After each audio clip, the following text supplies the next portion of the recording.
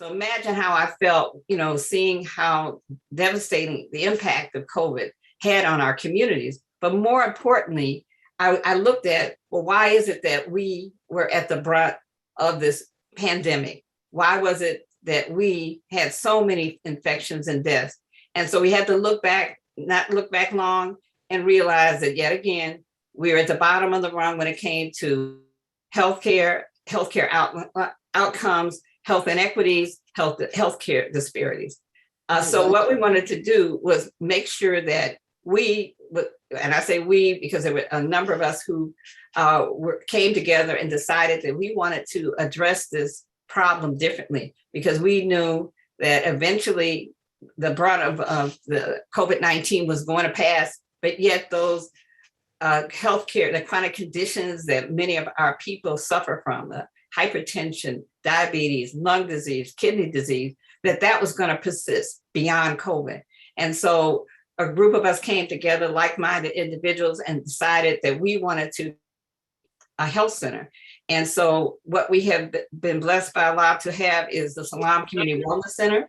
It's located in the Woodlawn community on the south side of Chicago. When I was a child, I grew up in the Chatham neighborhood. And for those who recall the history in the Nation of Islam about healthcare, that was actually the community where the Honorable Elijah Muhammad had planned on building a hospital. I recall sitting in my family's living room when someone came around and rang the doorbell and asked my mother to sign a petition against having this hospital established just blocks away from us. And my mother refused, alhamdulillah. So that really, made a very strong impression in my mind that we need to stand up for our rights and our healthcare rights. So the Salam Community Wellness Center is really a culmination of that. So back in 2020, when we started organizing, we were blessed to have a partnership developed. One of my godsons was a Muslim who happened to own one of his many laundromats right next to an abandoned building that had been used for drugs and guns. He acquired the building through the Chicago Land Bank. And from there, we formed our organization. We formed our board. We recruited practitioners, and the rehab of that building started and it was completed in October of last year. Allahu Akbar.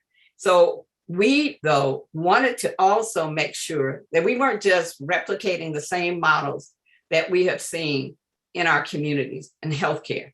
Not saying that those health centers and doctor's offices don't play a role, but one of the things that we heard from so many, that they were very disenchanted with the current health system.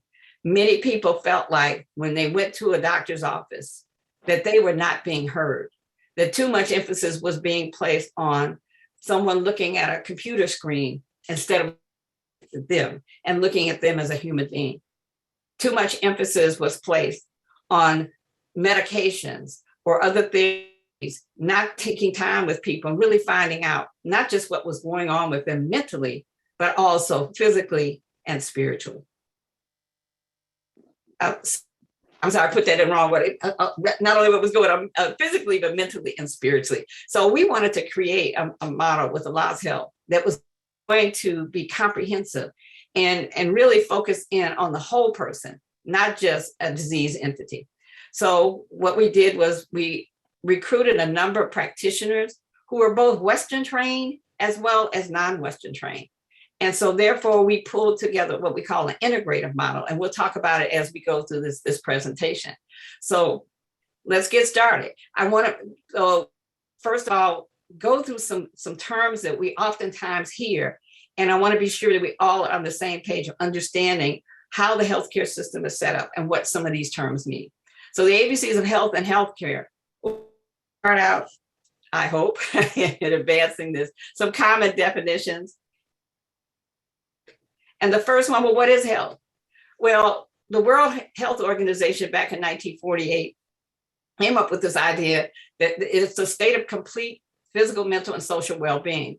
Now, a lot of people think that something like health is a finite thing that you can capture and keep. Well, no, as they realized when they revived 1984, that health is something that we have to work on all the time. So in other words, you woke up this morning, hopefully, alhamdulillah, that you felt really good. But let me tell you, if you didn't feed yourself, if you're going to exercise, if you didn't do things to keep yourself healthy, that just goes away really fast. So health should be defined as something that is static. In other words, stays the same, but as something you're always working on.